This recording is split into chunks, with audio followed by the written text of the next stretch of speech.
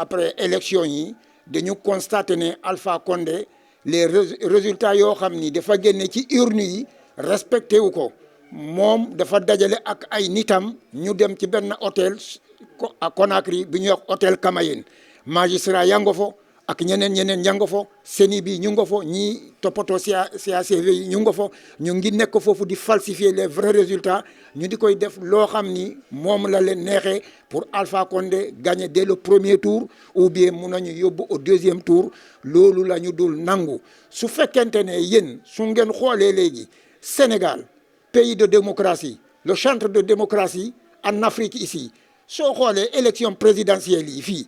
dañuy commencé deuxième tour su amee tendance yi day commencé wadda rek yéen journalistes yi da ngeen koy commencé décompter rek du ñu xaar sax affaire bi dem seen yi président bi nga gis keneen kii président sortant bi mu téléphoné ki ko opposé mu jokko mu félicité ko mu ne gagné nga day fekk dara génnul affiché gu ñu sax affaire yi fekk tendance yi ci résultat ci rajo yi rek nga koy déggee mais Guinée rek ngay déggee ñun ñoo gagné en 2010 ñun ñoo gagné en 2015 kii mu ne moom du dox ci kaw ay niw pour mu mun a dugg palais du ko def parce que mugul guinéens yi seen deret tour parce que la Guinée elle a assez souffert mais suñu ne Cellou Dalein Diallo le président Cellou Dalein Diallo il s'est proclamé gagnant dès le premier tour mais Alpha Condé en 2010 balaa résultat yi commencé wadda il s'est proclamé président gagnant président de la République de Guinée c'est quelqu'un qui a dit qui a juré qui a prêté serment et prêté serment ba pare mu ne moom constitution bi su fayee il va défendre la constitution def ko sàmm charte Guinée constitution Guinée bi mu ne su fekkee ne wàcce na yoon rek mu ne justice na ko topp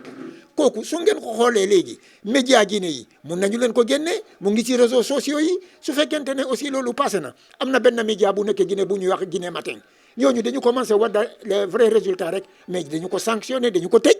loolu lu ko waral ñun laajuñu mu jox ñu lu ñu moomul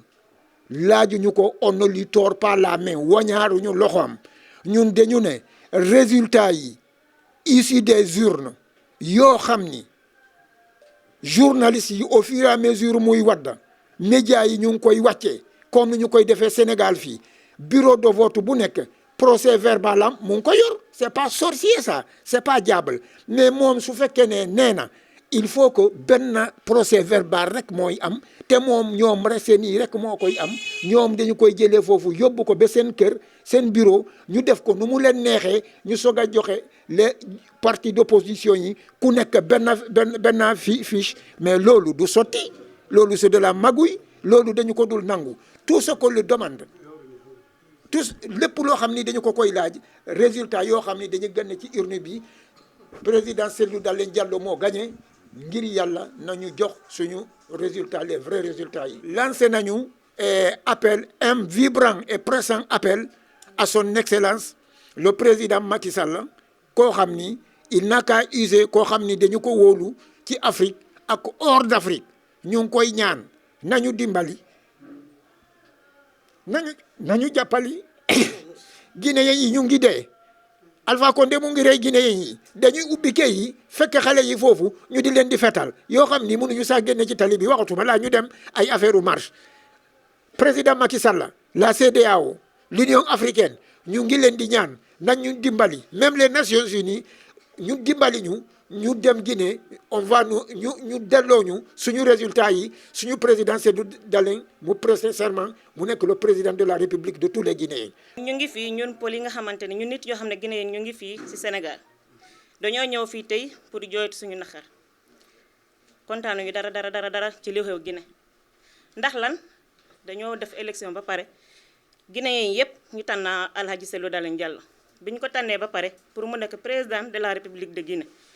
léegi Alpha Condé mu ñëw mu yàq affaire bi yëpp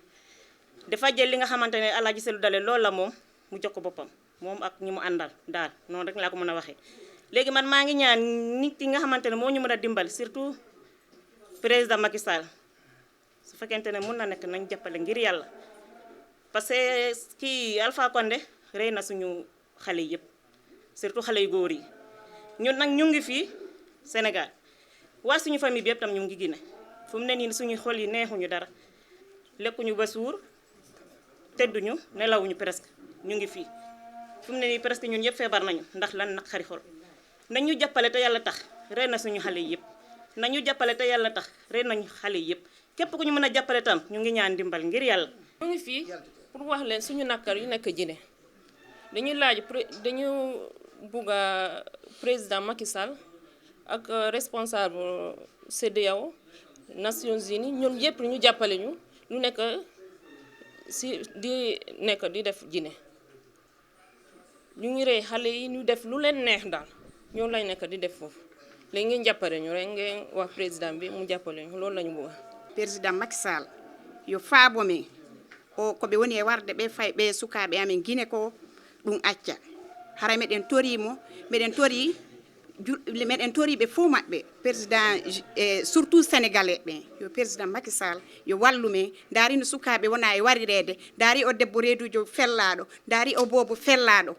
o bobo fellaɗo ebba ɗum no yurmi wallite men ko fendo ɗo no wawa ton min wallude nayon accu ha fendo ɗo feƴƴa wiyon on walla men haray walle men président Macky Sall min torike ma min yandima min jeejima yande fi Allah e nulaɗo wallu men ɗum ɗo acca daari sukaɓe nona e warirede ɓe ara ɓe tawaɓe ko cuuɗi maɓɓe ɓe fellaɓe